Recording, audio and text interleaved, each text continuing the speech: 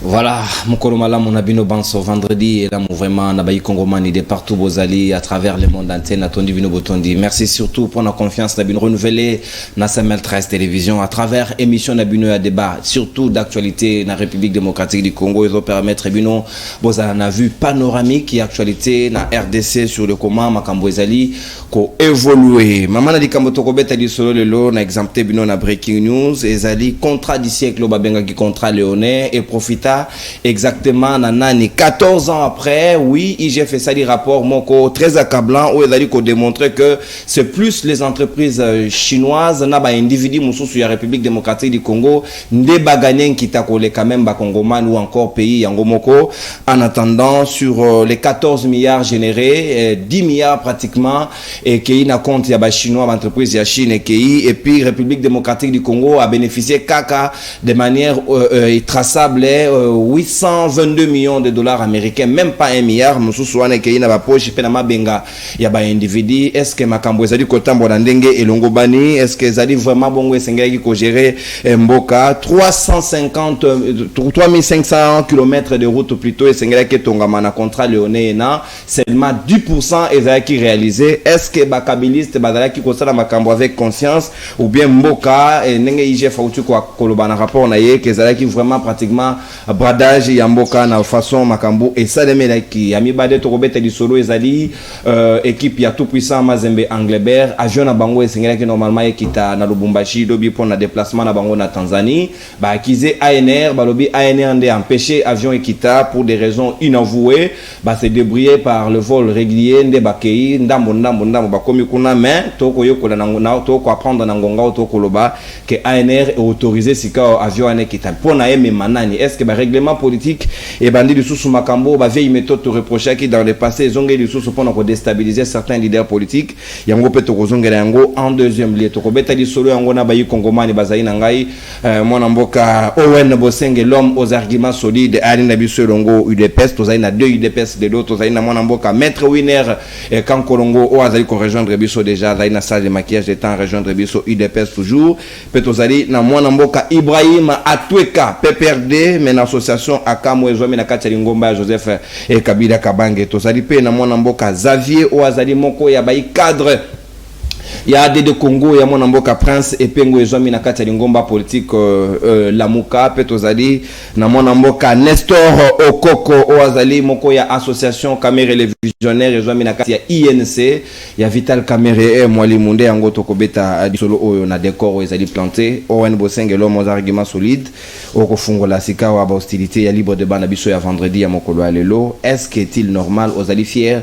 na manière contrat Léono et Signama apparemment ba bénéfice grand bénéfice ils ont gagné de l'entreprise chinoise et aussi quelques congolais individus qui ont bénéficié au détriment de l'État ou a bénéficié même pas d'1 milliard balobi en termes de gains seulement 822 millions au l'État congolais encaissé. Est-ce que ça dit correct? Bonjour monsieur Nono. Bonjour na peuple congolais nyonso bazolanda biso. Mes salutations na bako débatteur toza na bango na plateau awa. Nazane Sengo ya kozala lelo na plateau ya 5m13. Mais lorsque vous me présentez Owen de l'UDPS, mais awa na une étiquette il y a analyste indépendant. Je ne parle pas au nom de l'UDPS pour na zukutis il y a UDPST pour na koya koloba. Alors par rapport il y a contrat Léoné au bozolo bawana problème na biso ezali que Zela Owen ngana ngaka yo pour réserver la nga ba primaire donc ozana yo analyste indépendant yo reprocher ni na UDPS yo koti bon ngai eza penza ko reprocher lo qu'on a UDPST omoni ba biso to bundaka na ba armes lourdes ba biso to bundaka na ba armes lourdes lorsque je suis dans un parti politique ma action nyonso biso to koki ko sala ezala bien étudié ezala organisé pour na sala makambo lokola mwana mukete nga Owen. Donc mutuloko langa Owen na koza dans un parti et puis ça ka image c'est comme si mon retour ça a été demandé pour me diminuer. Alors je suis dans le parti est un parti historique, un parti de masse et bandi na bakoko na biso ti biso ba Owen le toza na kati génération. Et quand je viens comme ça sans avoir parlé avec le secrétaire général, moi Owen, je ne sais pas comment engager les partis. Je n'engage pas les partis, je parle en tant qu'analyste politique. Makambuya Owen na UDPS, ce sera lorsque j'aurai parlé avec le secrétaire général du parti, là j'engagerai le parti. Mais pour l'instant, Owen Bosengue étant dirigeant d'une grande structure, Otobengi Yango PSP pour sauver la patrie, Otokendaki Nango au sein de l'UDPS, je passe ici en tant qu'analyste politique, engageant mes propos. C'est dans ce sens-là. Très bien, mon amboka Owen Bosengue. Précision, détail, surtout Baninga Nangai, Bakongomano, Baninga Rabiso Mingi Nanzela YouTube, Owen Bosengue a précisé les positions. Il faut que les choses soient très bien claires. Si quand on a maman di Kambolo, mon argument solide, est-ce qu'il est normal, dans un contrat Léoné Signamati, qui ne le tout le monde a RDC bénéficie à Penzama Cité, ou même certaines personnes pensent que il y a la main noire des Américains derrière ces dossiers, au Balingi, va détrôner Chine. Na contrat et na pour que Bango va récupérer le contrôle de Yankita surtout à minerai à RDC. Bon, surtout mingi au moni ba contrat léoné, il y a des fois contrat léoné et peut ça rappeler ba avantage na écolo. Mais contrat ngo mabe nango mingi biso ndenge to sali constat depuis une époque il y a précédent, c'est-à-dire depuis l'époque à régime passé, contrat léoné moko to sala na ba chinois la construction des routes, na exploitation faki ba sala ba minerai na biso pendant ce autant d'années, nous avons estimé que les contrats en question qui pensa bien réfléchi. Mais la étudier les sous oyo selon ba soupçon d'information au tozanango tout monde en est et le quoi l'agneau se ça avantage na ba américain côté que la bango seul primaire il y a que exploitation ba minerai ango il y a cobalt wana et ça m'a beaucoup plus pour des américains, c'est ce qui a été dit, non? Oui, exactement. C'est ce qui est dit. Donc. Voilà, là, c'est le entre Félix Tshisekedi du Blinken, le président de Zambie. Voilà. Exactement. Bah, PCP américain, exclusivité à cobalt. Voilà. Alors, Bisso, la RDC est ton premier producteur. Il y a cobalt dans le monde. On devrait bien réfléchir à tout moment que tu as contracté sur bien haut. Bisso, tu es le premier producteur. Le pays va mal. Notre peuple souffre. Bah, tu vas souffrir. Il n'a habité sur le groupe WhatsApp Nangai, ou ils ont WhatsApp, et groupe WhatsApp pour battre soutien à ON. Mais les journalistes, Bazanakati et tout consort, sur Otali, remarquez, Yoka suggestion Zobi Manakati, et là, les gens sont en train de souffrir. Et puis, il y a même des gens, les gens ne veulent plus nous écouter, les gens voient comme si on était complices. Donc, on doit perdre l'opinion parce qu'on veut soutenir le pouvoir. Non, pas seulement qu'on soutenir le pouvoir, mais apparemment, pour Nabango, Balingi, il faut plaider pour leur situation, plaider pour les changements, plaider pour les changements du système. Je pense que c'est le même combat que mène Félix Tshisekedi jusque-là. Alors, Bisso peut toujours mener les mêmes combats. Estimons que on doit beaucoup plus travailler. Lorsqu'il y a des contrats, réfléchissons que les contrats en agnoso et qu'il y a un sens, il y a que la République est gagnée. Parce que on a besoin d'argent. Dans le contrat Léoné, je n'en sais pas trop, mais dans quelques informations sur Yango, je pense que Ebunga qui Malam va réfléchir bien sur ces contrats. Merci. Exploitation à cobalt. Très bien. Surtout cet aspect des choses. Moi, Namboka, Ibrahim Atoueka, Binonde Bozali pointé du doigt dans Mayo Oyo. Parce que Bino Bakabiliste, en 2008, en avril, quand le contrat avait été officiellement signé dans la République démocratique du Congo, Banzela Borobi, 3500 km de route de Tongama, mais pratiquement comme même dans 1000 T. Beaucoup de monde combien vous n'avez pas servi les pays avec conscience pour qu'ils aient bénéficié en Congolais. Bonjour, moi Namboka Ndekonono. Bonjour, Naba co-débatteur au Tokabo Nabango Plateau na Tonga Lelo. Bonjour, Nabayi Kongomani au Bafandi Libuswa Betandoiki Nabango Pona Kolanda Biso na Tonga Lelo. Merci na Motuna, mais na Kulingana pesa moi précision mon détail. Na présentation outil ko sala ko ba été ngai na ali moko ya IPPRD na kwanga na ngote na zaiko kabola vision politique na PPRD si je bango bali ko aborder ngo mingite ba kiminga ebele na bengi toko aborder ngo pour to site kobi a epai na yo mais na pesa précision ngai na minute na komi lokola indépendant na zali indépendant celle soutien na ngai Nikolo yo zali politique dans l'indépendance. Oui, na comporter soutien na ngai na l'Afrique.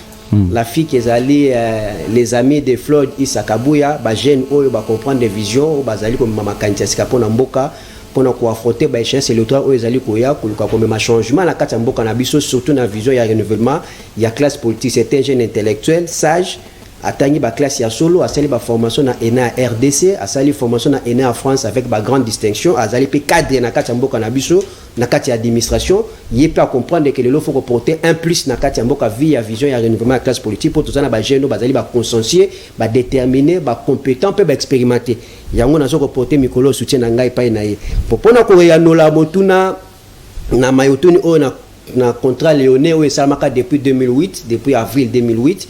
Contrat wana ndeko nono esalamaki na ba erreur rebelle et puis ba violation ya mobeko ya mboka na biso et violaki même arrêt royal ya mboka na biso et violé loi numéro 27 ba 77 où ils ont précisé que ba personne morale ou ba personne physique étrangère ba koki comme ma capitaux ezali au délai à 60%, mais surtout tangi na rapport au IGF a à disposition na biso par rapport ya maetali contrat wana to komona été ba entreprise chinoise o ba yaki na kati mboka na biso ba bemaki capitaux ko le quand même RDC le lo moni sous les 12 milliards au Congo fallait bénéficier mboka zo kozobele 822 millions 822 millions seulement où continue na Congo 9 milliards et qui na ba poche ya ba individu chinois.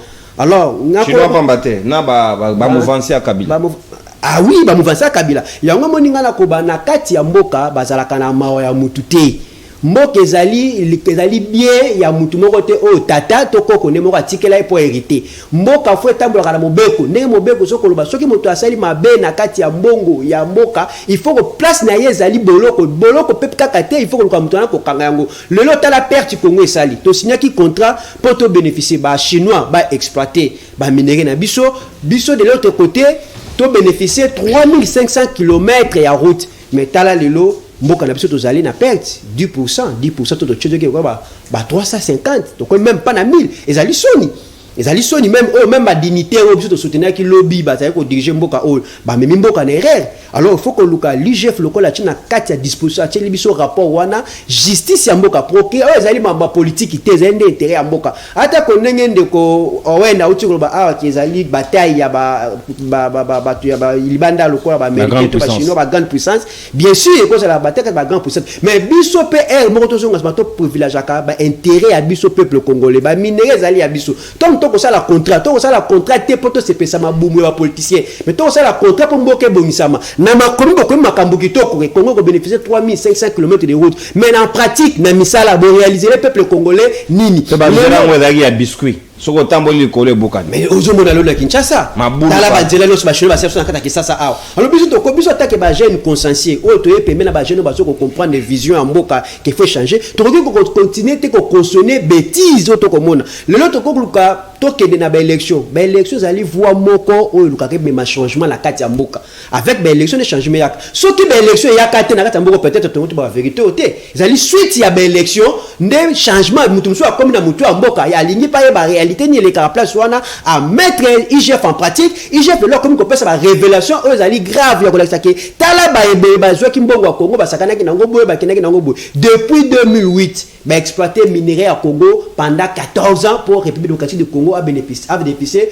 822 millions na 10% ya ba route préciser na kati ya contrat wana ezali perte totale et le reste ya mbongo écoutez-moi benga batu wana baso ko tabwa na kisasa awa bazali à l'aise bazali protégé biso tous autres dans la sécurité to ya ko le peuple mais bon bazali à l'aise bazali même pas inquiété. Alors IGF a soit na rapport te justice lokola rapport ya ba sala musala nango ngai soko yibi atozali papa na ngana ko étalé na miso abatu o kendo za la sanctionner et non soko yibi to to betelo maboko yo to tonga ba immeuble biso to batali kwa ba moto to so ba risque na vie to kotika ko senya ngata mukolo moko te ngai na pesi courage zali biloko na lobaka soki mokonza mboka ata ko na kabula ka vision mona ete soka sele loko oyo yo ko la biso vérité pe ma changement na Congo na ko za la simali na ko soutenir po na ali congomani na ali ennemi na ete na ali adversaire sur vision politique na yi soki mama malamu esalami lokola ba révélation aboy ce que ça qui bakena jusqu'au bout ba luki bato azali ba détourner ou ba yibi mbongo oyo mosolo oyo bungi belé na kati mboka ba luki ba imaginez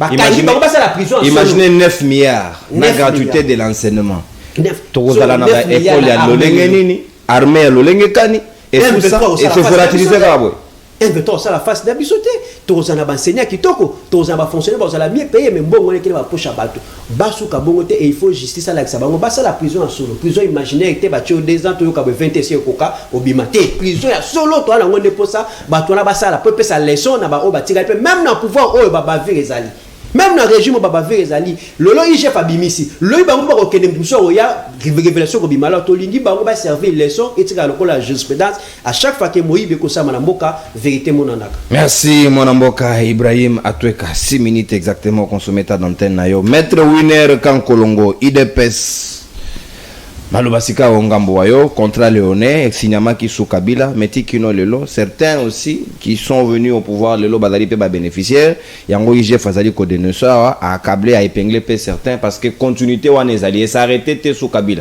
même Tikino Lelo ba intérêt ba gewana bato mususu bazali ko continuer ko bénéficier na yango to lingi procès moko za data public toyeba nani aiba mbongo ya mboka pour qu'à répondre devant Mibeko. Merci beaucoup Ndeko Nononkuru. Tikakana pièce vraiment merci parce que on dit mi to sangana ensemble na bandeko to monana kala vraiment na bango mais na pesa na no ba ko débattre na nganyon sombote mingi na bana Owen indépendant. Non, Owen est indépendant. Je vous ai toujours dit que Owen est indépendant, Owen est indépendant, mais c'est que vrai en politique, on peut avoir des structures qui peut accompagner votre casquette politique. Donc ça, c'est aussi vrai. Donc c'est que vrai, on est en train de constater partout, bah leader politique, bah comme na structure wana eza pour alimenter ba base na bango. Donc ça, c'est un peu clair, mais en vous disant que Azwaki autorisation ya Augustin Kabouyate, donc moi je ne peux pas entrer là-dedans parce que c'est ma cambozo. Parce que Binonio se vous appelle la carte de membre. Donc vous venez comme ça, il n'y a pas de problème. IDPS. Ndeko, mon IDPS est une machine politique où nous sommes contestés. Donc s'il faut quoi distribuer ma carte couramment, il faut toper ces républiques mobimba ma carte. Parce que nous sommes d'abord au départ membre de l'IDPS avant que nous soyons PPRD, INC, nous sommes membre de l'IDPS. Mais avant, on continue à faire au Kiste Kabouya AK47, Mbote Place Azali, nous continuons à faire na IDPS, que nous continuons à faire toujours l'anniversaire de l'IDPS pour faire soit 1 mois. Donc, il faut totaliser 41 ans. Il y a une alternance, exactement c'est vrai exactement parce que na LP yango so moni place ezotamba malamu te tokoloba aw très bien mais seulement que à part Augustin Kabuya na pesa pe ba mamba okolimbisa yo loba mama mutuya na koloba mama mutuya mais na kolekisa te sans que na pesa ba Francis Chibala Balambote ba Peter Kazadi ba combattant ba combattante et ça la malamu te parce que eza moi esengo pona biso makambo yo zoto na ba chinois mais ndeko na Ibrahim Abrosango na yoki na Owen ils étaient tellement clairs. Baza vraiment clair pour nous biso que en 2008 ils dépassent nous sont montés au créneau pour nous que contrat au besoin signé na ba chinois ça va rien nous profiter au ko se souvenir les chaîne moko en place pour nous ko tanga ko monango ba sala campagne ya ba chinois na République démocratique du Congo kozo ba pancarte ba chinois ba dessina bazo dessina kana limiter ba ba chemin de fer na linga ba TGV fallait dire na mo na linga autant ko chinois na te parce que ils appellent pour beaucoup na destruction RDC Combo à Chinois autant que monde ko wen il ne faut pas autant on a ba plateau sérieux loi na CM13 Chinois na parmi destruction RDC Chinois les a parmi parce que ils ont accepté il y a beaucoup de mensonges eux bazo dévoiler le pas IGF. Ce qui veut dire que le quota aux population congolaise ba sibisa depuis 2008 jusqu'à ce jour les responsables na bango ba yebani. Les responsables sont tellement connus. Je vous ai toujours dit que Kabila yaka na République démocratique du Congo ezaki pour aboma république. Kabila sali mabeka ka contrat chinois tende konanga mais parce qu'il y a des sujets du jour. Parce que en réalité Kabila pouvait signer ce genre de contrat. Kabila a pris le minerai de Konangaï, a vu à passer en bas chinois. Ça c'est donner les cadeaux aux Chinois. Maintenant aujourd'hui tozo les lambo que bongate vous pouvez imaginer Kabila tanyo so sali na pouvoir de Konangaï. Il n'a même pas réalisé budget à 3 milliards. Que 3 milliards boyenambongo ya kitamboka exact. Mais les Chinois ont bénéficié à cause d'un minerai moko 9 milliards mon frère. 9 milliards de dollars. Cet argent partait où? Mais moi, j'ai compris carrément que c'est de l'argent que Kabila a acheté Kingakati, c'est l'argent que Kabila a acheté Kachamata, c'est l'argent que Kabila est en train d'acheter tous les animaux de la République. Oui, avec cet argent, 9 milliards. Est-ce que Kingakati Mbembe Zali? Mais je vous dis que na Kingakati, Banyama Nyonso. Banyama Nyonso. Ndepé na zolo ba awa so Kabila a pouvoir après abaki ba bokinga na liziba ya Bangando. Magorodo. Yabangando, parce que se souvenir, Arma Tungulu est porté disparu. Ti lelo, totuna mama Olive, yo ozaka na présidence, ozaka na palais de la nation. Arma Tungulu bazoueli on a 24. Aza wapi na minute, maman Olive a payé sa réponse. Mais ils ont courage à ça propos politique par rapport à mon à chaque fin du mois. Mais ils oublient qu'ils ont eu 9 milliards, papa. Moi, il faut citer le nom des gens. Moi, je commence à citer parce que IGF a Zobanga. Il n'a pas dit clair à propos. De manière survolée. Non, c'est qu'il veut dire qu'il veut tout simplement faire voir que Bande Konangai et Ibrahim a pouvoir. Ils ont bouffé de l'argent comme des arachides. Et à ce moment-là, le peuple congolais est toujours courti. Mais ce que l'IGF a Zobanga, il y a un rapport qui a la capacité à reconnaître que tel avait touché et que l'IGF n'est pas capable de les citer nommément au regard il y a des preuves où ils allaient à disposition. Et c'est que le pays est mal barré alors. Non, ce qui est vrai, sincèrement. IGF n'a rapport au yo avec au cité Bakomba Batouté. Mais moi je le fais parce que moi je suis un politique. IGF face à la politique. IGF est à la politique en réalité parce que c'est pour contrôler tout le monde et ceux qui sont au pouvoir et ceux qui sont en dehors du pouvoir. Mais moi j'ai fait la politique. Moi je commence à dire à IGF, il faut nous citer les noms des gens en commençant par Kabila mon frère. Il nie tout le pays. Mais Kabila, en bouffant 90 milliards, nous a laissé dans la caisse à l'État rien. Mais tu sais que il peut brader peu minerais en Boka parce que aujourd'hui, cobalt, nabiso, coltan, nyonso a payé exclusivité par américain Kalate va auto signer dans les États-Unis. Oui. C'est quoi? Ils ont blanc, bonnet blanc. Kabila légal, tu sais que légal Kabila. Brader, c'est trop fort parce qu'il faut voir d'abord des billets contrat et ben donc s'exécuter. Est-ce que ça va s'exécuter dans le même sens que contrat à 2008? Là nous disons si cela se répète, en tout cas tu sais que d'une manière ou d'une autre, il doit aussi répondre tel que nous parlons à Kabila. Très bien, c'est correct. Tel que nous indexons Kabila, c'est de la même manière que nous à l'IDPS on nous a pas éduqué comme ça. À l'IDPS vous allez se souvenir que Kabunda a Zimbon a reçu ma carte à la poche chacun a Tongindaku. Mais nous avons dénoncé Kabunda c'est un voleur. Totelemele na porte à côté dans le pangoté. Pe à côté. Kabum Tinengaza Makala il a fait au moins 3 ou 4 mois il y a sur la permanence mon frère. C'est parce que nous avons compris que Kabunda a volé l'argent de l'IDPS. Et c'est de la même manière que tu sais que d'ici jamais ce genre de contrat ne profite pas à la population congolaise, nous allons lui demander de résilier ces contrats. Merci. Et si jamais il refusait de résilier ces contrats, la population congolaise va s'en charger de lui. Merci. Mais je doute fort parce que tu sais que c'est monsieur de bonne moralité, depuis qu'il a pouvoir, il est en train de monter des preuves. Merci beaucoup, mon amboka maître Winner. Ah, moninga nanga Isaac Mwakasa, c'est peri na yo penza nengo décortiquer. Attitude ya président africain, le président congolais Oyabiso Félix Tshisekedi na homologue na ya Zambie devant Blinken do la bana classe ba lengela un secrétaire d'état. À l'époque Mouza boya ko to yamba moko ya mwasi abi mais cette fille abenga ka skutu soki pit. Excusez-moi entre guillemets Mouze à l'époque, je ne dis pas aujourd'hui Mouze. Donc parce que il est secrétaire d'état, vous êtes des présidents, un peu d'égard. Hein, vous se faire respecter au drama mingi. Mon amboka sika maloba ngambo wa yo Xavier ADD Congo lecture na bino ezali nini na contrat oyo bino bo combattre et Kabila le losu boza ko combattre Félix Tshisekedi ce qui est la place na bino comment vous devriez faire les choses pour que ba contrat de lengwe soit très bénéfique pour na ba Congomani. Merci beaucoup ndeko journaliste na PCP ba ndeko nanga nyoso tozana bango na mesa mbote na yeko souhaiter pe joyeux anniversaire na IDPS. Merci. Fille aînée à opposition. Oyo wana mutu nyonso akoki koboya yango te.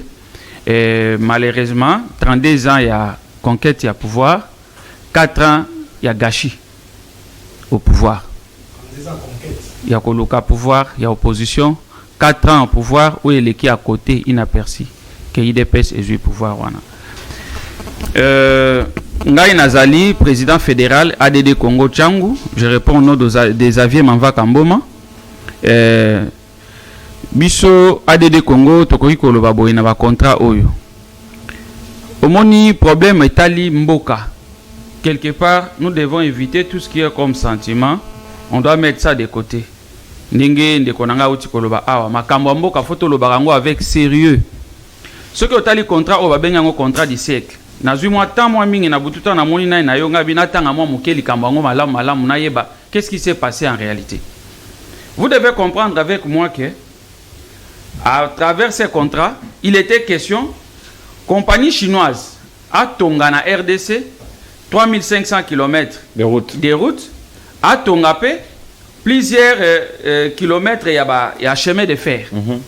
À Tonga la biso local à 31 hôpitaux avec une capacité d'accueil de 150 lits.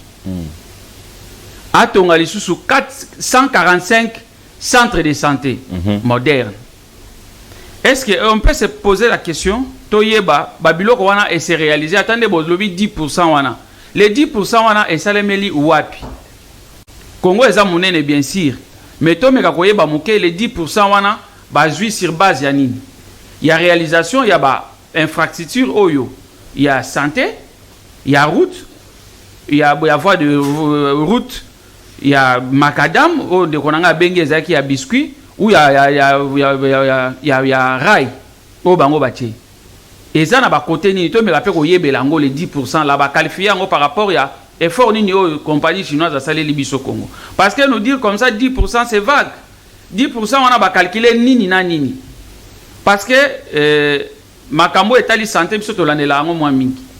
On nous a parlé ici de 145 territoires au Yozo Salema entre autres bazana kotonga pe ba nani ya santé na kati. Est-ce que ça même projet en wana chinoise n'est pour réaliser en gros continuité de l'État 145 territoires wana o bazotonga projet mususu. Nous devons nous poser des questions. Donc en termes de chiffres. Société chinoise wana bango en termes de 14 ans comme mon ami vient de dire bango va signer un contrat ango ils ont mobilisé au moins 4 milliards 471 millions 588 685,14 $1000. Alors que ils ont représenté oyo bango va investir dans mboka na biso en termes de 18,38% seulement. 68% nyonso bango moko ba récupérer. Bango moko ba récupérer ango. Mais ceux qui na kozonga na réalité bango ba ko récupérer 68% wana par rapport ya capitaux na bango o ba plaçaki ou bien par rapport à ba dividende oyo société étirée na katia misala o basali. Il y a à boire et à manger. Ceux qui toquent na makamusu ya ba contrat vous savez de quoi nous échouons parce que nous envoyons n'importe qui na ba poste parce que comment ba poste politique. Voilà vraiment nazo le bela Congo.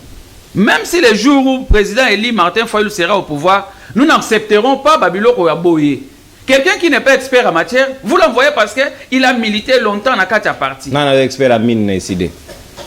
Bazali. Banane. Ça, je ne peux pas dévoiler. C'est le moment de vous préparer. Hein? On se prépare en conséquence. D'ailleurs, vous avez toutes les images. Nous, la DD Congo, chaque dimanche, on est sur le terrain. Là, donc, je parle de questions qui est purement scientifique. Technique, allez-y. Détermine par là avant. On peut comprendre qu'on envoie les gens par rapport aux membres de l'IDPS, aux encouragés, aux Melimingi, qui est dans poste. Oh, mais bon, tu as un niveau d'habit, tu continues de la conseiller. Mais pourquoi pas continuer de conseiller comme il est expert, il y a un poste et les autres peuvent l'accompagner. Ceux qui ont le belambo, qui ont net, ils n'ont pas sentiment, nous n'allons pas avancer. Nous sommes tous des jeunes aujourd'hui. Et nous sommes des victimes, nous allons souffrir ma casse. À cause de ma aventure, le bon Wen Bosseng, un groupe n'a pas souffrir ma casse. Oyo, aventure, oyo, bandeko, oyo, bautaï kosala, oyo. T'as la conséquence, l'angolelo, et zui nabiso. Nabana nabiso pe, baza ba victime. Et vous épargnez bangote. Pour nani, parce que, bah, oyo, baza liboso nabiso, tozo benga bango, ba moussous, ba professeur, ba moussous, ba nani, mais ces gens-là n'étaient pas appelés par la nation pour servir ce pays. Ces gens-là sont allés faire la politique parce qu'ils peut-être azalaki na ba sentiment moko boye ba mema ki na ba ninga na ye il était fils ya mutu moko boye reconnu na politique mais en réalité bazalaki appelé na nationalité net avènement ya monsieur Kabila na pouvoir ti comme un politicien un militaire qui est venu derrière son père comme chef de l'État à Batou ya mboka munene lokola Congo ne maîtrisant rien de l'administration. Vous trouvez ça normal? Conséquence c'est ça ka babilo ka boye. Et on parle de la continuité de l'État. Mes frères de l'IDPS ont aujourd'hui 4 ans déjà dans le pouvoir. Il y a un indépendant et mort à l'IDPS, il faut préciser. Akimi Yazong Sena Makasi. Akimaki azongisi na makasi. Nalandi bango bien. Vous allez comprendre que pendant les 4 ans que bandeko nanga ba sali pe sika wana, ils n'ont pas pu kolandela ba corps wana comme il faut jusqu'à ce que ba kotinda chaîne de chasse na bango qui est l'IGF. Oyo azosala marketing ya gouvernement oyo. Aya ko redécouvrir makambo yo tard. Mais je vous dis que IGF a cause la paix capable à mon biloko mwakala. Mais bango pe lokola ba yeba li apendam. Conséquence yango tozana ngolelo. Biso nene toza boye tokosala kasu mboka oyo kokenda kasu na ba sentiment te. Na sepeli na frère nanga. Eloko lobby wana winner. Ndeko winner. Eloko lobby wana anyati esika oyo congolais nyonso fois comme en état d'esprit wana. Oza président nanga ya parti nanga mais c'est prince penge tozana bestime belé mais soki tomoni ke na makambo mboka. Opesi mboka mokongo komi na makambo susu. Nous n'allons plus te soutenir. Tu vas soutenir les sous-soutenir. Si réellement nous voulons les changements dans notre pays, comme M. Félix avait dit, si nous voulons les changements dans ces pays, les changements c'est Martin Fayulu. Parce qu'il savait qu'est-ce qui est dans la tête de Martin Fayulu. C'est qu'il avait constaté chez le président Élie Martin Fayulu. C'est pourquoi il avait dit ça. Il avait retiré la signature, mais il n'a jamais retiré cette parole. Babylone, on a nos conséquences belées. Nous devons voir les choses claires. Merci. Ce qui n'a pas chuté dans point oyo. Très bien. IGF lelo azana ko lakisa biso force na ye ya ko dévoiler ya ko annoncer ba makamunyo soana. Mais IGF il doit être aussi contrôlé par le Cour des comptes. Cour des comptes ne faut pas moyen ko leka IGF pour que alandelia za organe ko contrôler makamunyo so mboka. Aujourd'hui, nous avons demandé à l'IGF à qu'il ne peut auditer des dépassements budgétaires aux autres salles de la présidence. l'IGF ne le fait pas. L'IGF doit nous présenter les rapports clairs il y a 100 jours. Les amis disaient ici dans le couloir que rapport de procès à 100 jours, et jusque-là, on n'avait pas étalé vraiment à Camer et qu'il avait volé. l'IGF doit aller là-bas. Merci. IGF faut l'accepter sur le dépassement budgétaire aux autres salles à chaque fois, la présidence de la République. Merci. N'a pas détournement aux autres salles. Faut IGF à l'obélabiso à moi. À cibler les individus, à l'année côté pour que à crédibiliser le gouvernement est en place. Merci. Merci beaucoup, Mwanamboka Xavier Mboma, ADD Congo, ya Prince Epenge Sika. Dit le piton de la Mouka. Wana Yondo Bagsi. Merci beaucoup. Mwanamboka Nestor Okoko. Les visionnaires, VK les visionnaires, et puis INC, Sikawa. Kamel Epe Azalara Nabango. À l'époque, en 2006, en 2008, il était toujours à l'Assemblée nationale. Donc il y a eu quelque chose sur le contrat léonais. Il y a de son temps, il n'a pas dénoncé. Pourtant, Kita, le pays n'a pas bénéficié. Bangonde Sengla, il va contrôler même le contrat ENA pour trouver sur le comment les choses devraient normalement évoluer. Est-ce que le lot, Bino Pebozaï a regret à constater que les choses n'ont pas évolué telles que ça devrait se passer? Merci Mingi Ndekonono. Na Pessimbote d'abord. Et puis na Pessimbote na Baïnyo Sotoa Kokabula na Bango Plateau Awa. Sepeli komona bango lisusu ndeko wene mpe ba mususu ya yambo na kotombele joyeux anniversaire na IDPS. Ezali parti au biso nyos toyebi lolenge ndeko nanga lobaki bouti touti kuna ezali likambo ya kokamwa te ezali mulongo sombo dans un parti bien organisé comme l'INC, dirigé par son secrétaire général, les 5 étoiles, Billy Kambale, et Sengeli, na la carte de parti.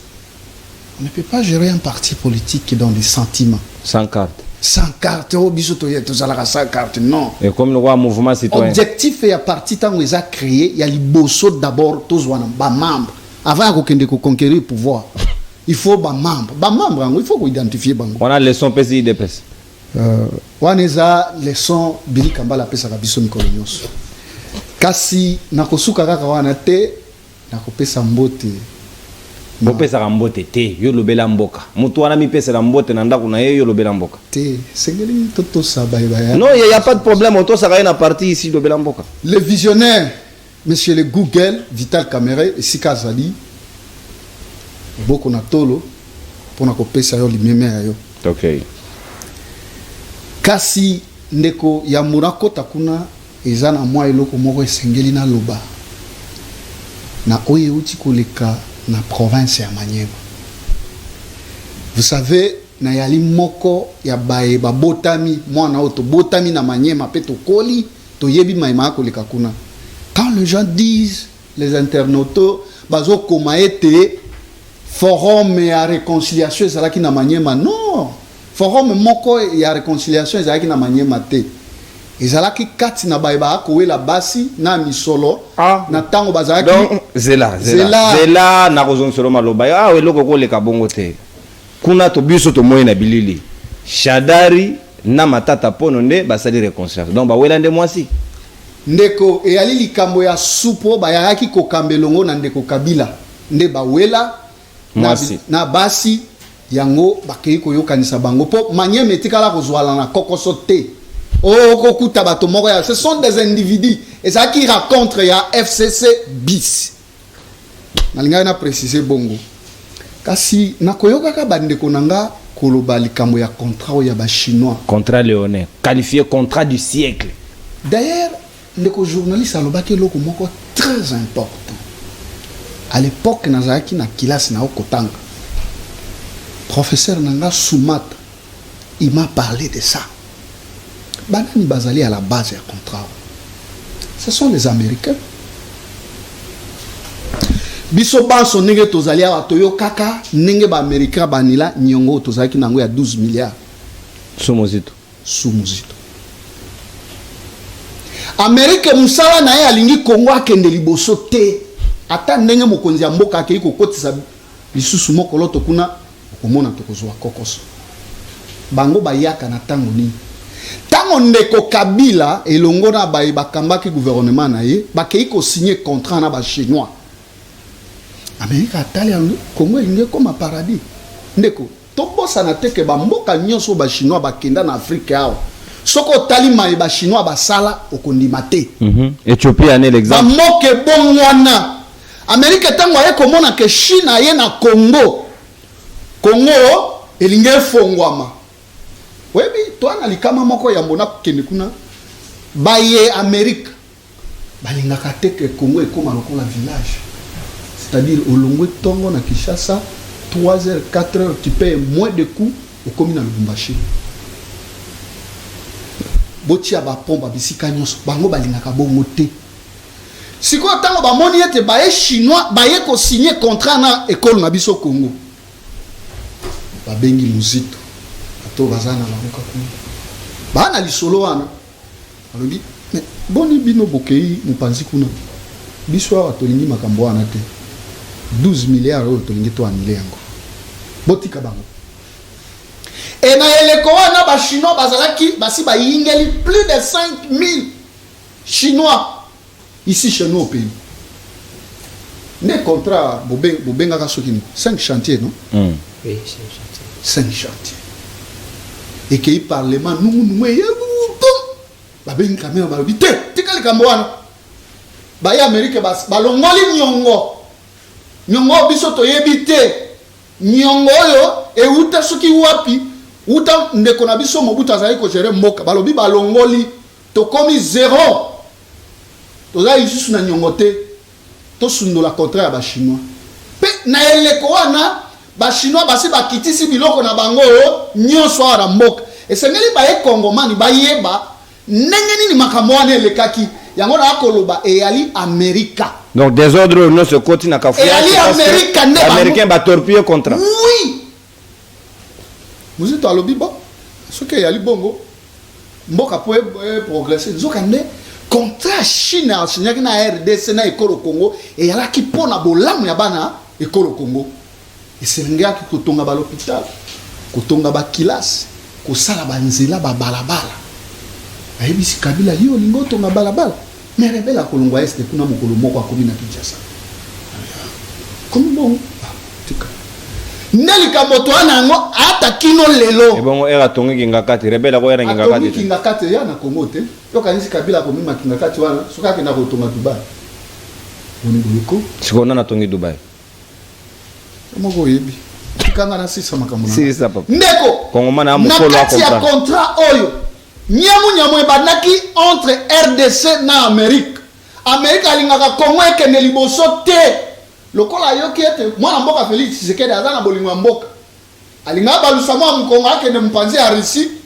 alobi te oyo ninga akei kuna ekomi makambo mosusu akei kobenga baye bazali awa baarabe po baya toyoka na makambo ya minere na biso bango baye kobrandire eloko na bango yango na sepeli na eloko oyo ndeko alobi soki félix asali soki kuna mpe fo pa parce que biso awa ndeko toyali na kita toyali na biloko nyonso ekolo ekosunga biso ndeko natuna eloko moko ti oyali awa na mboka Congo lakisanga ndako ba américain batonga oyo eza symbole na bango eyebani awa ambassade na bango eza préfabriqué ezali na bakarton kino lelo bayeba bongo baye amerika na ekolo Congo bayali na ndako te bayali nde na bandako ya bakarton même ambassade na bango ndako ya malonge eyali te mais lelo toye komona building ezali bachinois sikoyo likama ezali nini ntango bato oyo plus de 5000 personnes na mboka ekolo Congo bayalaki basi bapanzani oyebi eloko moko ya kokamwa bachinois wana bayebi Congo koleka biso bango nde bakobotolaka bato bacarrière minière nyonso ezali na ekolo Congo yo ozali kuna na mboka ye asi awa na Kinshasa. Merci mon mboka Nestor. Na silicité est-ce que vous avez aussi ça to talangonga là? Merci beaucoup. Namona caméra na ngolo na maboko. Na pesi mbote place za. Ezali ngolo mama akobokola. Pas de problème. Est-ce ngana lobi na bakisi eloko te na lobi. Akobokola bangolo pona bae kongomani bali ya bilei. Merci. Na tango yo za ko solo. S'il vous plaît. Makambo mutu ezali après ici. S'il vous plaît, yo kangana lobi. Singa tango tende. Yo lobi ko leka batu nyonso. Idrissa. Merci beaucoup Togo ça la transition mon kesi matozo ngana lingi to éveiller un peu conscience bayi congomani parce que surtout sali ke baté américain zala kaka na intérêt na ye ya fonctionne wala Lyon et sengela lia banyama mususu donc biso to koma kwa ba umbu na ye a marcher sur biso pour que ya bénéficier nous ne gagnons pas et sengeli to yeba s'occuper to réfléchir mana mo mingi té et que to longwe na ba chinois to kepa ba américain quelles sont les garanties que nous pouvons avoir. Qu'est-ce que nous pouvons, comment nous devons négocier pour que Bissoto soit un grand bénéficiaire dans la situation. Parce qu'il y a un Bisso. Ici, c'est nous qui dormons ici. Ce ne sont pas les enfants des Américains. Et ils sont dans l'opulence. Et c'est un Bissoto réfléchir. Pour nous voir sur le comment. Mais en attendant, nous avons nos éléments où il y a transition, il y a DGRK. Et pas l'actuel DG, Azali victime, il y a lynchage, matraquage, il y a détracteur, pratiquement qu'on faire tomber du coup. Pourtant, les échéances en termes de mobilisation, ils ont dit très élevé selon les chiffres présentés sur place.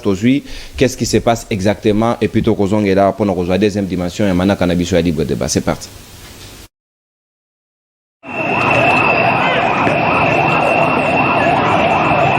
Les voiles sont tombés d'un réseau de politiciens mal intentionnés qui veulent à tout prix la tête du DG de la DGRK, Félicien Koulouta. C'est mercredi 15 février, un groupe de manifestants descendus devant le siège de la DGRK, dont à peine 3 seulement sont reconnus comme agents et accompagnés de plusieurs militants recrutés dans certains états-majors politiques pour venir semer les troubles au sein de la DGRK. Tout de suite, les forces de l'ordre les ont maîtrisés. À en croire le banc syndical provisoire de la DGRK, les accusations portées contre les DG n'a aucun fondement si ce n'est que de la manipulation pure et simple. Les amis venir ici pour dire qu'ils revendiquent des arriérés des salaires.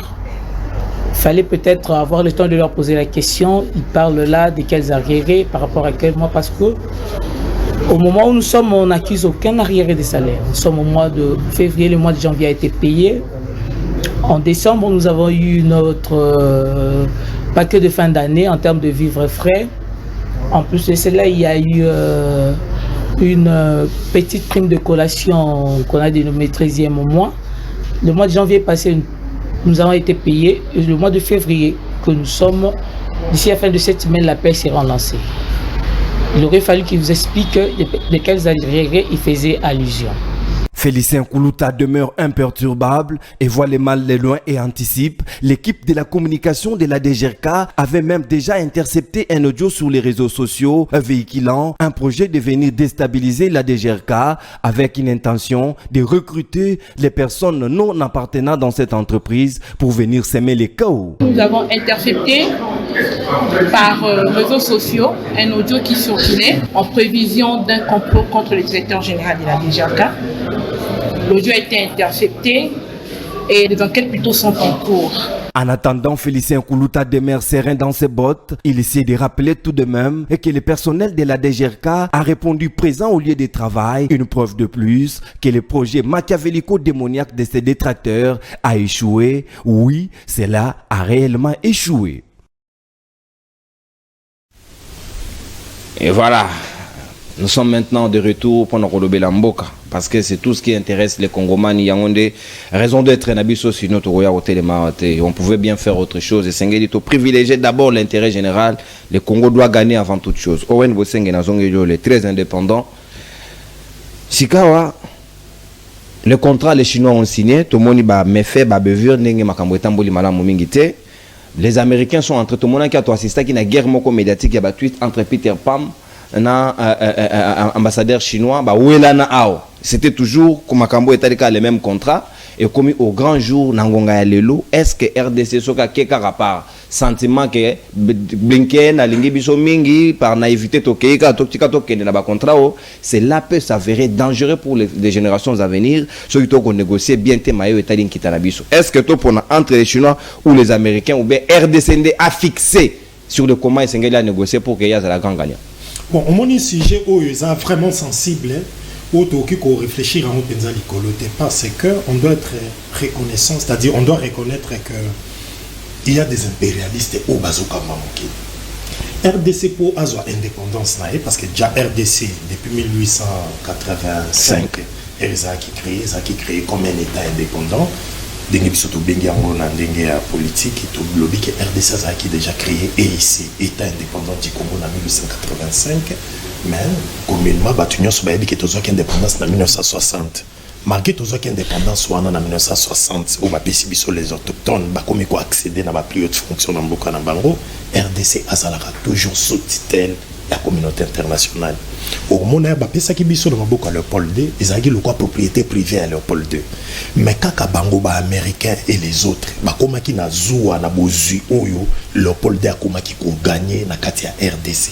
Yango wana omoni ba émissaire na bango misu batindaka awa na kati ya mabele na biso bakomaki ko kiensala rapport na ba différents mboka na bango ki kuna bazokata ba autochtone maboko ba otangisa bango te ba oboya kotika bango liberté croyance et autres ba ki ko réclamer que Léopold II ozotia batona mal à l'aise ka baninga ba puissance misusu batie Léopold II mal à l'aise. Léopold II qui n'avait jamais foulé ses pieds na mboka na biso à prendre ba kolta bazo memelanga ba minéré bazo memelanga nzoka bakata ba autochtone maboko bazo sala bango boy na boy. Bon on a préféré na tikango et comme sous responsabilité il y a Belgique et comme une annexe de la Belgique il y a un comme qui Congo Belge. Léopold II a été en 1908 avant ya kufa en 1909 toko ke na siège na mulaité mais na pesi exemple pour na hôtel ça Léopold II passe qui pression il y a ben impérialiste attaque au batikela qui est État indépendant du Congo comme propriété privée. Lelo oyo il y a convoitise. Lorsque nous parlons de la velléité expansionniste où ça la RDC ça la toujours victime mango batunion sont mis sur na bango ba regard na bango assure richesse il y a sol et sous-sol il y a République démocratique du Congo pour na ko gagner quelque chose. Siko ezoko tsaka ba jalousie entre bango na bango ma puissance. Lelo réalité ça ndenge ndeko nangai il y a eu un saute koloba awa et ça que avec la Chine tout le monde a moins facilité à que tout se développer mais ce qu'il faut qu'il y ait RDC d'abord pour tous indépendance ou en 1960 et ça, dans le pays, il y a une puissance qui pression sur la Belgique et batika autochtone bango ba gérer mboka na bango. Basala ki ango pour Belgique ce qui a mis bendi mo mpanzi bango tout bazana facilité pour déjà dans l'accord en 1885 et ça qui a libre échange, na libre exploitation et bassin du Congo. Alors bango tout bangisco e ba kotiki la ba autochtone liberté wana ke bango de batwa comme gérer mboka o ya ko benda e asane contrat bo o ya ko benda asane contrat o la kotiki exclusivité nyonso na Belgique et bande ko enrichir Belgique. C'est que l'élo n'est pas pour tous ali awa. Ce qui te lobby avec les Américains, c'est pas un exemple tout petit awa. États-Unis a tombola pays à ta mon côté na monde ngana mona ki ba bâtiment ba école yango yo tout immeuble ba sala tabu ezara ba bureau ou ba américain ba batonga ba développer pays à ta mon côté. Tu as dit qu'avec la Chine, on aurait peut-être profité. On aurait peut-être profité. Na ba construction na bango ba biloko na bango belé to ngato ça na bango banque bango banga ba gagner biso pe to ngato gagner quelque chose mais comment lâcher cela les Américains auto beng impérialistes ce n'est pas facile bato quoi ba Laurent Désiré Kabila ça a commencé avec mon idole Lumumba Monique Baboma Lumumba parce qu'il était accusé que aso collaborer na ba communiste. Laurent Désiré Kabila nga meka moelo Kongo awa yepé ça l'a coûté la même chose ndé yango ozomona même awa R Joseph Kabila avec le ba bango pona même ya ko revoir code minier. Écoutez que le écoutez na régime là c'est quoi avec président Félix aujourd'hui au pouvoir est-ce que tout comme un moment où tu as la facilité à lâcher les Américains pour se donner peut-être aux Russes ou aux Chinois? Il faut étudier les moments parce qu'en réfléchissant sur les opportunités, il y a une opportunité comité. Mais il faut tout y bander comment avec les Américains là. Il faut tout profiter. Parce que ce sont eux qui sont derrière Kagame, la hypocrisie. Parce que Kagame est mort il ne peut pas tenir. C'est eux. Et ça bango batu auto le barango à maintes reprises sujet sujet très sensible. Lorsque nous voulons quitter les Américains, tous en a chinois à moins que chinois andima qui y a au ta conflit les États-Unis babunda pour na maraba Congo. Mais connaissant aussi la Chine a un problème les États-Unis pour na maraba Congo à Otikao. Est-ce qu'on est à Otika nous doit en pâtir surtout beaucoup plus et ça nous doit gérer pouvoir tout régime en place. Rapidement balongola pour bacham tout mususu. Si j'ai tout le bas non d'ailleurs c'est Martin Fayulu non ah oui Martin Fayulu excusez-moi mon frère au moni humblement sur le parcours politique de tout ça et ça va vieux Martin on a beaucoup à faire peut-être que vous allez mais ce que Martin Ngasso Félix Tshisekedi dans le bar les changements c'est Martin Fayulu président Félix Tshisekedi avait tort. Il avait tort, tous ces gens, nous les avons fréquentés dans l'opposition. Peut-être la génération en Ghana. Si je suis très sensible. Même Fayulu, le Sokazara qui n'a pouvoir. Même Fayulu, s'il était au pouvoir. En Ghana, il y a un problème où il y a deux axes. Axe à côté les Asiatiques, les Russes, axe à côté impérialiste, géré par ou ils ont un leadership, il y a des Américains. Comment défendons-nous faire? Ceux qui t'ont dit, ils ont lâché prise. Et tous les Américains, tous en asiatique, tous les Russes, tous les Chinois, ils doivent nous rassurer qu'ils vont lâcher bisoter parce que le combat est à manquer. Alors, s'il faut qu'on continue que tout travail mais il faut comment réclamer, par exemple, ce total sud-africain.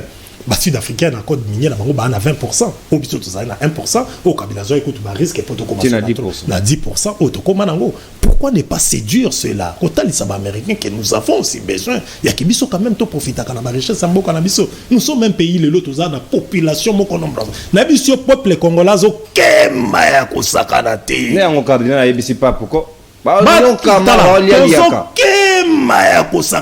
Autant la même naïe mon président Félix au pouvoir. Qui côté on a un social de la population jusqu'à présent Batubazolela. Remarquons partout on se présente étant du camp pouvoir on est de l'UDPS. Yomo peno notala ke na muto yo aoki ko zala muto lokuta te envers yo. Yomo mona ke regarde envers yo pene. Amono neti yo peno za kota axe mo ba to ba ni reconnaître te ke biso to ok. Vous comprenez? Yango le lobby. Poto longwa na epa yo to zali on doit avoir la conscience ya comment il faut tout changer. Soit to quitter ba américain. Mais ceux qui t'ont quitté, américains, tous à conséquent. Tous à la conséquent, il y a pas quoi advenir. Mais moi, je pense il n'est pas le moment stratégiquement. Ils ont un moment qu'on quitte américain, mais qu'on met combien bisopé tous en a besoin. Les lots explosion, mon ça la masse les plans et évolution. Merci mon amboka Owen Bosengo. Récupérer des minutes na yo au perdaka na premier tour ya parole 7 minutes mais c'est 5 minutes chacun sengeli bo capitaliser ngonga malamu mingi penza. Ba Kongomani est comme niveau oyo intelligence ya moto et sengeli toti yango en place pour que tu réfléchis ngema bikaka landa baro là où les mal ou les difficultés persistent, c'est supposé que l'intelligence humaine n'a pas été mise en exergue. Il est grand temps pour nous de réfléchir parce que dans l'industrie automobile, les Congolais sont victimes, il y a caoutchouc rouge, il y a caoutchouc maboko pour avoir caoutchouc na biso ba kene na ba ndosé ba pneu ya bamboka mususu et servir mokili. Mais lelo bala na biso ba komi pe na transition pour na ba voiture électrique na ba batterie pour na mokili ya lelo na lobby biso 42 tozali ko kufa na partie orientale, il y a plus de 10 millions de morts de l'eau. Est-ce que nous avons conscience, Ibrahim Atoueka, dans la négociation, comment côté sur la table avec intelligence, tout intérêt égoïste, tout y a ciment, tout privilégié dans l'intérêt en boka, pour qu'un quitte au Congo, même pas 100%, mais en grande partie, ça profitable pour les Congolais. Oui, mon tourne ali qui toko mingi na webisayo, ezali d'abord manque ya conscience et pas ya bakambara biso. Premièrement, ezali nini na Congo mutu soka ko mokonzi. O tout monde na bamboka musu ba pesi yo responsabilité moko boy fonction d'état. Il faut fanda au banda ko réfléchir nini yo ko ma place wana solution yo ko ya nango par rapport à difficulté zo ko dika place wana. Mais biso soko une nomination et a dit poudre le comme tu dit tu ko dit pas d'état. A comment na basi belé, a comment na banda c'est tout ce qu'il vise. A rouler carrosse. Famille natina na ba États-Unis. Premièrement, ils ont problème voilà. Deuxièmement, ils ont problème on de Kozavia lobaki awa.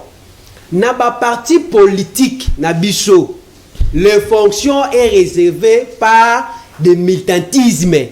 Bato ba yembaka, bato ba binilaka ba vie. Oto bengaka ba kasiki. Bango de ba méritaka et non la méritocratie. Il faut toujours dans le système il y a méritocratie, toi tu as la personne qu'il faut à la place qu'il faut. Pour tout le changement. Oh le tozo koloba. Toujours qu'on critique le contrat léoné ou le contrat du siècle. Il y a des Chinois qui ont réalisé ma cambélité, qui ont fait des vie, guerre, il y a des puissance, ou des Américains, qui ont une exclusivité. Il y a un monde de Félix, qui ont des Américains. Ça y est, des Américains, même chose. Alors, guerre wana au lieu de quoi il y a un Américain qui développe pays à ta mon côté dans le monde. D'ailleurs, il y a un système préfabriqué. Pour ceux qui ont accueilli, il y a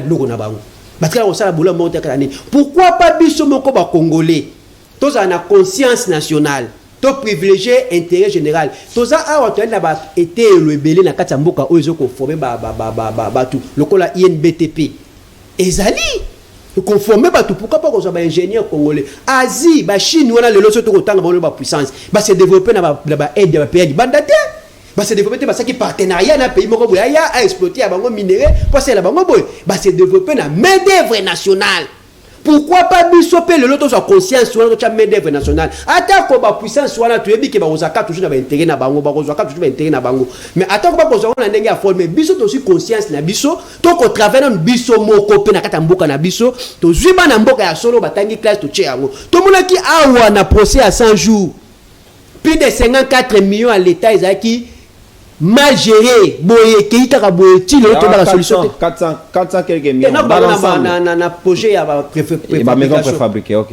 Oh na kata mboka na biso to ali na zelo to ali na ciment ce boli bo sel ba militaire banda pourquoi bo sel bango ndako za na dire moko éternel ke bo sel ba ndako préfabriqué oyo ko misambongo ebele okotonga bandako na ba ciment na zelo na biso ngoko coûter même 54 millions to no be ba ya Jamal na de ko Vital Kamerhe biso foto zonga na conscience nationale to luka to chambongo na biso et pas ya ba nationaux bana mboka o batangi et non bato ba yaka pa yembela ba politicien yango moni ngai na bima na sentiment wana na ko ya tena ya ba yembela ba politicien il faut to ba na système oyo de quoi IDPS sa ote ko ba awa ndeko nanga winner alobaki a IDPS ba kangela cha marka bundu porte pour ba constater ka yiba mbongo na bango ya ba carte ceux qui te bandi ko sa ba auto critique na kati ba parti politique na biso to ko za na changement to longwa makamba ba mot d'ordre que Rais na sema mukubwa na sema fwe sila unapatia kijia bamute bagelo foto longo na makamwana soto longa lelo jeunesse et pas yo ngana zala ki jeunesse wana la majorité bazo souffrir bazo ko zo misala te mais les partis a géré pendant 18 ans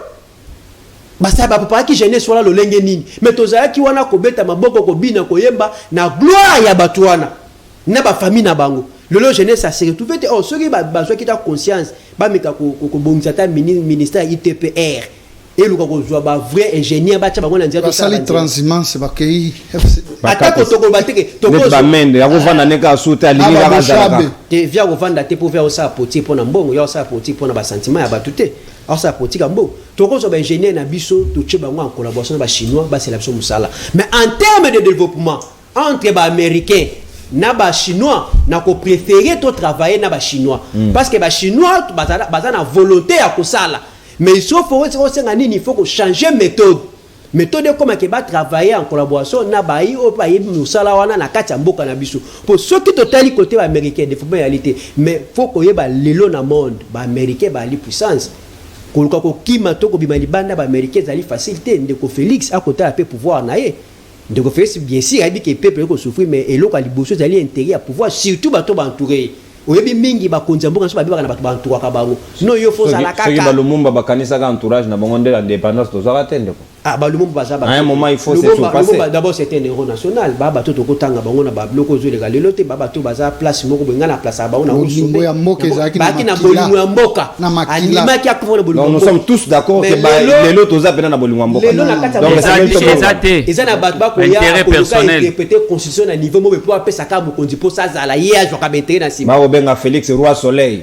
Talamaka. Moto ministre moi na EDG ya mwasi.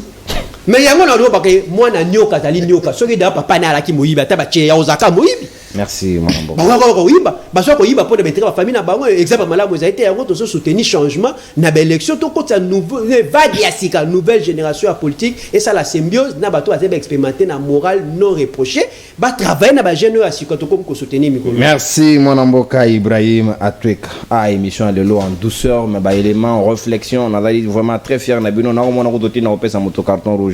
Ce que tous les jours to comme chaque fois bisonyo so inanime ko ebisa bato ke boko sa na bino bien te ba kongomani bazali ne sengo na bino te nous voulons que le pays décolle tozali bisono so d'accord que tozali en tout cas développement ezalité to se voiler face te on est en train de reculer et sengeli to va na ngola batu et puis total qu'est-ce que le Congo peut faire pour que tokende liboso parce que maître Winner quand Congo même en termes de considération na libanda ba ko zabiso penza en considération te parce que en interne to travailler makasi penza te il est grand temps pour nous ya ko conscience pour nous relever défis pour nous ba comment tozala ba marche pe ya ba américain te ni ya ba chinois encore moins de risques pour que Congo nazala ayeba nini azali ko luka en termes d'objectifs. Merci beaucoup Ndeko mais nga okolimbisanga parce que vous avez sans ignorer que va toucher parti IDPS à 3 ou 4 reprises.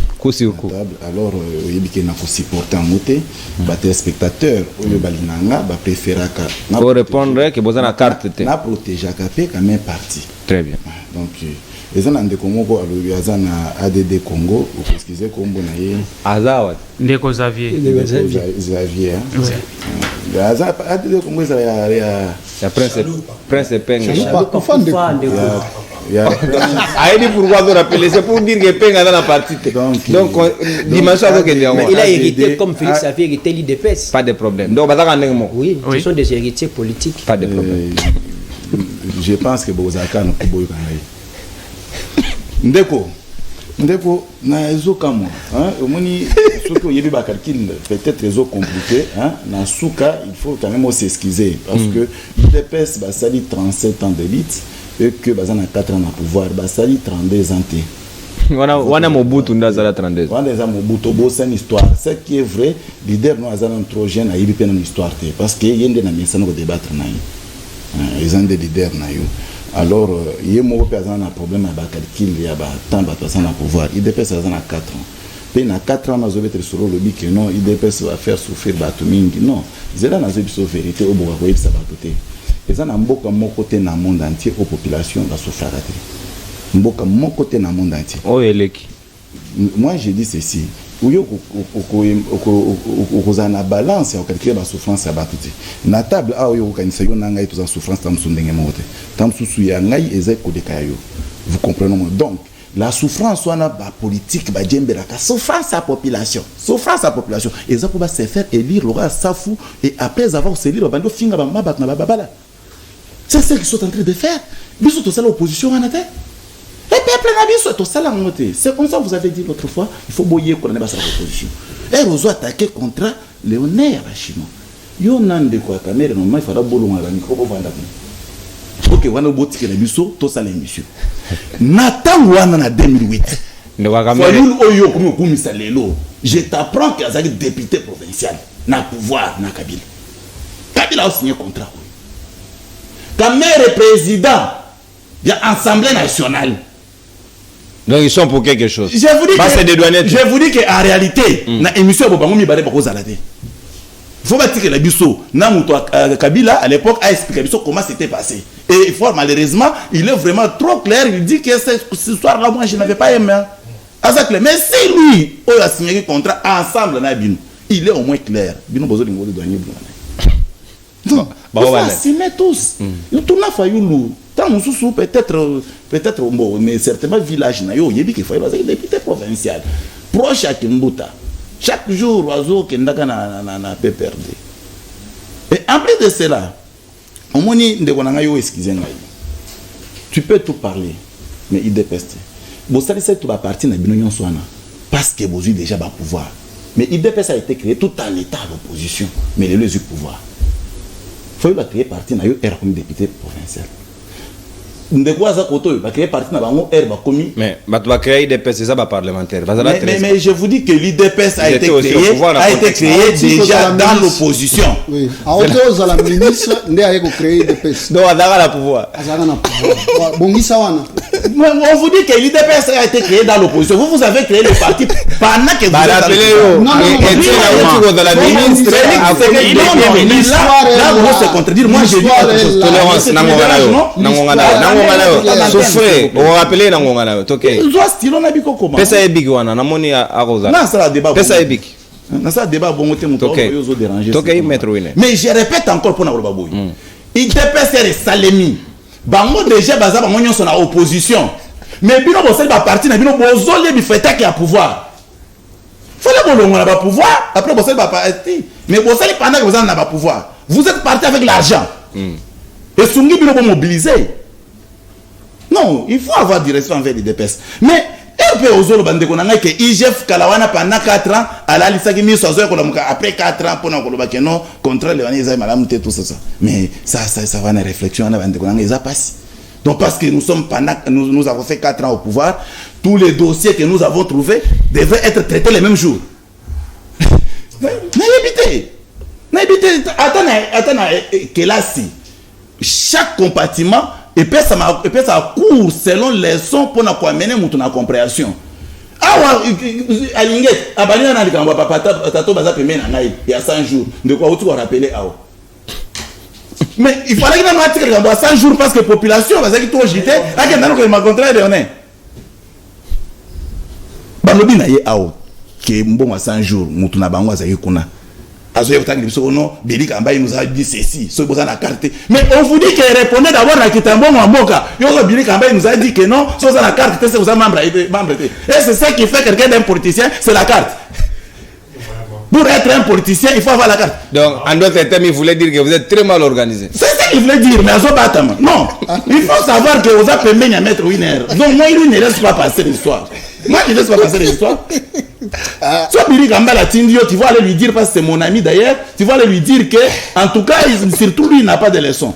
Ok, oui. Maître Winer, c'est quoi la position d'Abisso? C'est quoi une minute? Qu'est-ce que nous devons prendre comme position entre les deux puissants au économie? Non, position est claire. Ndeko, j'aurais bien voulu parce que ce qui est sûr, hein, vous êtes sans ignorer que nga utindranga CGT. Hein, parmi les autres, utindranga to bosanaki. Mais j'allais amener les contrats chinois au Yobosinyaka na maboko. Pour vous faire voir que contrat wana au Bozolo bakalo ba signé na gouvernement chinois. Ils ont contacté le gouvernement chinois, mais par rapport à Tindi Bango na ONG moko ya Chine. Et comme public privé. Oui, donc c'est-à-dire la RDC accepte. C'est pas pour rien on avait qualifié ce contrat léonin. Non, le gouvernement chinois ne reconnaît pas ça. C'est comme ça qu'on avait qualifié ce contrat léonin. Parce que le contrat n'engageait pas la Chine comme pays. Est-ce que c'est la stratégie à Chine était pour nous éviter la stratégie à Chine est qui mauvaise foi il y a congolais au basala qui en de mauvaise foi pourvu que bâtir à capé parce que ceux qui battent signer un gouvernement chinois le gouvernement allait traiter entre eux ici c'est les individus qui ont boutiqué quelque chose pour tromper la vigilance de la République. Merci. Et par conséquent ils ont rationné l'argent. Amérique n'a rien à faire ici. Amérique a continué à makambo oyoté mais ce qui est vrai dans le monde politique, il y a toujours les intérêts qui comptent. L'Amérique ne peut pas laisser que Chine s'accaparer dans minéraux très important pendant que l'Amérique en a aussi besoin. Merci beaucoup. Non. Merci mon Mboka maître Winer Kankolongo. Dans ce pays parce que malgré tout réfléchir Mboka, moi ba pique, ya malamu, ya mabete, ya malamu. Moi lobby parti wa ya mal organisé dans la carte té. Moi lobby papa était na autant la gouvernement na nous. A commis député si m'a créé parti. Nuance. Là, elle a auto-interprétation. pour un plaisir et public, pas pour vous. Au moins, on Xavier Mboma. C'est la politique. Merci beaucoup. Oui, pour la parole. La personne a mutuna te. Et puis on tindi question te. Tika ngana tu na yo mutuna comme ça yo répondre. Mais tout ça la ronde, je crois que ça na idée wana moko to lo bela ba. Oui, mais c'est pour faire relancer aux orientations. J'attends ça. C'est quoi Nairobi, bah chino ba ko menacer, c'est normal parce que bango pe sengeli ba Bankita parce que RDC yemo kwa na Bankita mo très stratégique, c'est un pays que aucune puissance ne peut rester indifférente. Mais est-ce que le lot tokoki ko comprendre était que à la limite il faut chercher à choisir bien ses alliés pour noter ba comment to gagner. Bon, pour que j'arrive là, nganazo kanisaboui. Au moni contrat d'abord auto salina bandeko oyo ba chinois. Qu'est-ce que nous avons gagné? De quoi vous révéler le comment lobby que non? Ce n'est pas avec la Chine comme nation, mais un groupe d'individus comme une association qui a pris ses contrats avec notre république va travailler na bango. Tout ce que la RDC allait bénéficier n'a pas un contrat où il y a les bossos. De bénéficier dans nos nini, on nous a parlé de 10% dans le document rapport à IGF. Est-ce que ezana nous malamu na auto ça na chinois parce que là les Américains ne sont pas là. Na contrat où il y a biso les bossos na Chine. Nous devons dire ça tout clair. Eza biso na Chine, tous ça perdant. Na auto ça il y a les bossos. Est-ce que eza suite à mauvaise foi ya ba chinois ou bien eza suite à mauvaise foi ya ba konzina biso oyo bazwaki contrat wana? Non, le contrat a été combattu. Ça a été combattu. C'est ce qu'il a révélé que les Américains n'étaient pas d'accord. Il est en gros j'avance. Écris, mon frère. Ce qui contrat oyo, ezala qui combattu. Qu'est-ce que nous devons faire, nous maintenant étant que République? Nous devons revisiter ces contrats. Nous devons revisiter cela. Photo to bandela to tala nini to kwa ko sala ensemble na ba chinois pour un contrat oyo. Bato ba bundisi contrat wana. Eza ba paya to bana mboka. Photo ba pe lokwana parce que il y a des bruits arrivé à Bapaya babundisi bana mboka ba tripatrier pour bango pe ba gagner. C'est ça la nuance. Et loko moko boye ndeko nanga uti ko nié 4 ans oyo l'équipe bi bango à côté à lobby nanga boye. Au moni tango ba koti na pouvoir. Oui puis qu'il y a eu des problèmes avec Yuma. Le problème est Makassi, Albert Yuma, c'est lui qui était le chef là-bas, les répondants administratifs, les PCA. Il y a eu des problèmes, c'était autour de quoi? Bamakambo les amis. Bamakambo oyo et bana qui déjà moi kala ke yayi Bamakambo ebele. Ba bi même na contrat on so tali bien na rapport à chef Balobi ba défisaka 100 millions de dollars na Jekamine. On va donc ça avec intérêt. Ouais, exactement. Au moni ba biloko wana, ce que moni ke mboka ezayo. Nous on avait beaucoup d'espoir que le gouvernement au côté avec Félix étant que fils du pays à cause de la makambo o esengeli même na temps moké même na mbango te ma retoucher ba point o eza très saillant pour la vie à Congolais, pour la survie à Mboka. Mais il a été lent dans ma action à Enyons. Sauf ma promesse. Là, pour promettre, il était rapide. Mais pour la réalisation na terrain, il a été trop lent. Et là, il a ébomé ma casse à moi. Bah, contraindre sur les amakambo et c'est développement à Mboka. Construction à mon l'extérieur, non, Mboka est dans le tongama. Et là, il est très sensible. Il faut attaquer Nango. Et non de faire les sauts de moutons, dans la capitale quand même, il y a des routes malgré les embouteillages. Même aujourd'hui, l'embouteillage, on va résoudre en route à travers les sauts de moutons. Bilo, on est attaquer Nango. Papa, 145 centres hospitaliers. C'est dans tous les territoires. Mais il y a des points aujourd'hui, où on a des difficultés dans la santé. Ceux qui suivent les Malam, en commençant par Bande Konabiso à PPRD, na continuité, il y a service à l'État Bango, Bande Konabiso. Moi, je n'ai jamais été membre, il y a PPRD. Fayoum n'a jamais été membre, il y a PPRD. Moi, je suis président fédéral, il y a ADD Congo. Tchango. Vous comprenez? Et Peng n'a jamais été membre, il y a PPRD, il n'a jamais été au gouvernement. Ça, c'est pour votre information. Peut-être aux Oeba sous-souté Makambozoloba. Si je rentre, c'est pour dire que Nazoloba Boye. Au moins, il va biloko ezaki biloko moko et sengelaki bataquer en liboso parce que et loko yango fait sa lancement. Et si Kabila a échoué aujourd'hui, c'est manque ya ba réalisation ba projet Oyo. Vous pensez si on avait réellement ba réalisé qui ba projet Oyo qui allait douter de ma 5 chantiers. Mutalinga douter azate. Les là, on nous parle de 145 territoires. Malgré les territoires, nous sommes occupés dans ma boca rebelle, mais on va attendre 145 territoires. Non, on va la rujuru na masi. Balongo la quoi soba on la teneni. Kuna soba ketonga neni. Oh. Ah. Vous allez donner un bon entre les mains de Willy Ngoma si les Ngoma l'argent de l'IDPS là. Les militaires de l'IDPS. Ba pesa yembonga tonga kuna côté azui nani mboka. 145 territoires. Faut lever les territoires qui est occupé entre les mains des rebelles. Là vous ne pouvez pas nous endormir. Ngana zo kende pona na loba na oboye. Makambo lobby wana je ne sais pas entrer là-bas, on est à débat à la sala plusieurs fois, il y a ça la attaque personnelle pour me décourager, mais moi je vous dis qu'aujourd'hui nous allons parler Congo. Donc on a l'ambition de décourager. Il ne m'aura pas. Faut que le bandé Congo ndenge sengeli. Na sepeli na ye loko lobby que non les jours où to komona yo makambo Félix ezo simbate, biso de ce côté les melaye. Mais makambo ezo simbate. Ate ki bangombe pendant 4 ans voix mité. Ça lui reste 8 mois. A ote kasko maboum. Vous croyez qu'il va réussir? D'office Banda déjà que non, ça ne marche pas, ne te présente pas en 2024 dans l'élection parce que tu as lamentablement échoué. 2023. 2023 à la fin. 2023 à la fin. Tolérance. 2023 à la fin, a se présenté parce que Azana recette Moussou Saroye la bisoté. Nekonanga oti ko lobelo ko moko awa keno. Bandeko bayaka tango azu pouvoir à pakoli poudre. On faut réfléchir, à mon temps à quantité. Biloko on est à bien un projet, faut za nango da libanda. Ndé na otambola bo na okende mission, moi papier nanga yango yo na kendongo na bande ko nanga na bongisi boye. Tango na zo na pouvoir na tala touche ya liboso na ko porter na ko simba place. Quand PPRD a zo gérer, na bande ko nyoso zo tanga wana. Nous tous on était là comme des observateurs. On voyait problème et à place nini, problème et à place nini. Qu'est-ce qui nous a manqué dès que nous sommes au pouvoir de toucher par point haut et acquis stratégique pour que tu aies relancer ma cam. Merci mon amboka Xavier Mboma. Autrement dit, les pitons de la Mouka. Merci beaucoup. Nestor Okoko. Na yebi ke wana ngosa la mwa pic. Po yoko pour la IDPS ako cha obite.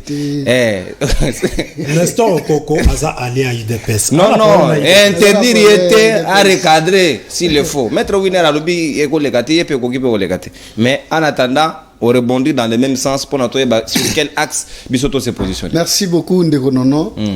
Oyebi esengona biso na union sacrée ezake omoni ndoki obeleli. Awa nakoki ko taxer UDPS te lokola ke aza na désordre non. Na atakaki nde maloba ya ndeko nanga peut-être azwaki mwa libunga. Je ne pense pas que na UDPS bato baza na ba carte te.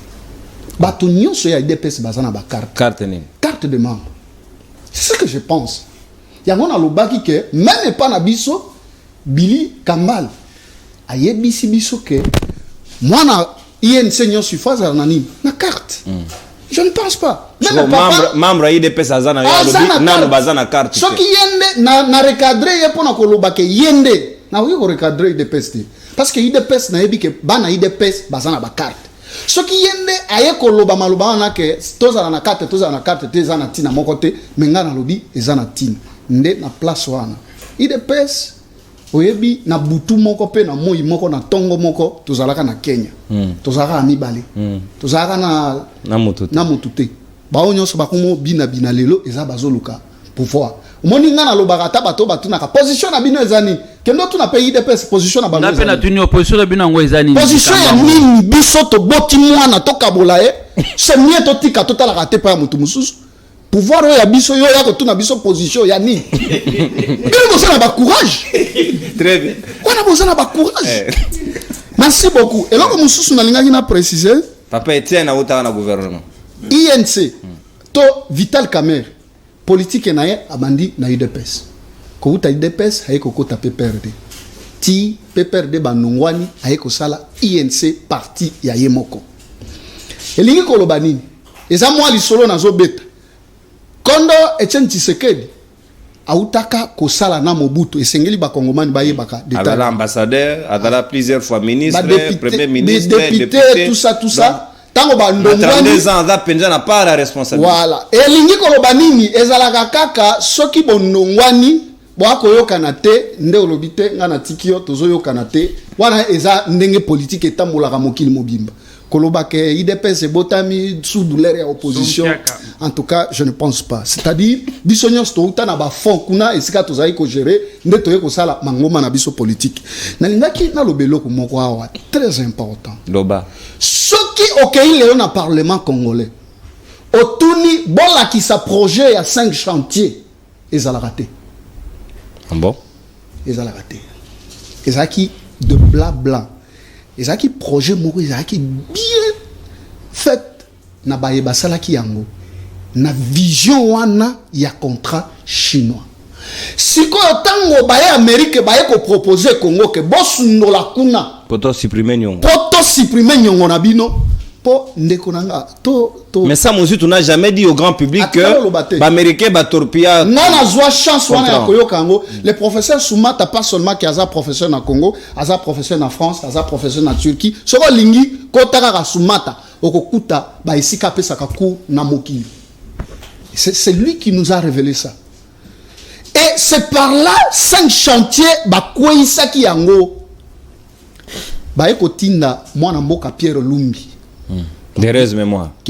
Parce que qu'est-ce que les Américains disaient? Babi, tokoki koti que la RDC na maboko ya ba pays voyous. Na pesa bino mwanda kisa moko. École o tozaka nango ya technique professionnelle eza na 11e rue. Soko ke kuna INPP. Boyebi banani ba supportaka les japonais. Les Japon. Mais l'Amérique c'est pour bango ezalaka misolo na bango bazui nangungi na baya kotikela biso ba mystiqueur imprégné na kaye moko batindela biso bakomaka UNICEF wana nde baya kotikela biso na tuni baye Congoman moto ya yebi esika ndako ya ba américain batonga building awa na Congo aya na kopesa $100 tozana etando ikea ba conteneur elingi koloba nini contrat oyo ata IGF azana kokoso ya kosite ndeko bakomba to bakombo pona nini kuna lolenge kaka mwana mboka oto lobawa e yalaki nde contrat ya ba individu parce que tango ba chinois tale loko mususu to bungisa kiloko a terme ya misolo 5000 chinois bakoti likolo ya contrat wana na ekolo Congo lokola contrat wana soko tali bien en termes d'immigration tout ça ba fouté loko mokoté ba ya kwa bangulu oui yango oko mona ba kongomane ba chinois ebele awa ba oteka mikate ba osala makambo nyonso ba komi ba fongoli to ba société moko ya mike ko sala ka boye pone loko wana ba chinois ba beta biso libende na mino ndeko nanga mboka oyo esengeli to bongisa mboka. Siko pona ko bongisa mboka esengelaki président moko ya motema malamu oya zana bolingo ya mboka lokola Félix Antoine Tshisekedi tango bandeko nanga ba koloba ete to sale loko moko te Kabila na bato na ye lolenge bayebaki ete babiloko ya nyamu ezali bazui IGF bakundi ye soko mwana mboka Félix Antoine Tshisekedi aye alobi IGF esengeli azala wana pona koyeba makambo nyonso elikaki na lingina chite na koloba pona yebisa bandeko nyonso pe baye kongomani nyonso. Merci. Bana mboka boyo kaboy na procès ya chanjour oyo bato babelelaki Vital Kamerhe procès moko etikala ko salema na mokili loko ya Vital Kamerhe ezalaki noir sur blanc na ba juge na ba ebaza ko sambelela bato ba avocat mutu moko te atikala kolakisa esika ndeko Kamerhe azwata 100 francs ya république te preuve ezali omoni bona okata te mais peut-être tozita embelete mais au moins ba genre ba contrat wana OK non zelanga na silisa ndeko kokata ngate zelanga na silisa ezali que si Jean Kamerhe Vital Kamerhe atikala kozwata 100 francs ya maison préfabriquée te na preuve yango ete bazuzi ya mboka baye ko témoigner balobi moto ya yali na nyongo ekolo te sengeli to bimisaeli banda. Merci. Na mosala malamu ako sala ka pembeni ya oya ye. Merci. Merci. Kibokonzi. Merci. Sengeli bana Congo baye babongo po na ko yoka bato ba ko loba bele na ko sukisa. Et si déjà. Na ko lobela na ko loba mbote pa ya mwana mboka Gracia Maliki oya zali ko landa biso moko ya ba auditeur. Les États-Unis. Ya Soloko. Ouais. Merci. Non mais l'émission est plus suivie. Mais ndekonanga. Ouais. Limisanga 2 secondes na mboka onga na botami na village na Kibombo école basango batikela biso ekwei kino baye bosunga ka bato bolinga ala moto akoya na mutu kande bokende kozwa bomema na école na bikululu abeda sho akoyoka nga ekwei na se bané papa mais ayali na mwa mosolo te asunga kate na ko belela bino na ko yela bino image awa netando nde abeda shuga suga merci ezambe tata sunga biso pardon maître c'est là na attitude na bino botika na posa apparemment quand mission eza sous Merci, Tokutani Lobi pour la dernière numéro. Bye bye. À la prochaine. Et c'est la beauté. Je la tourne et au revoir, tout à l'heure.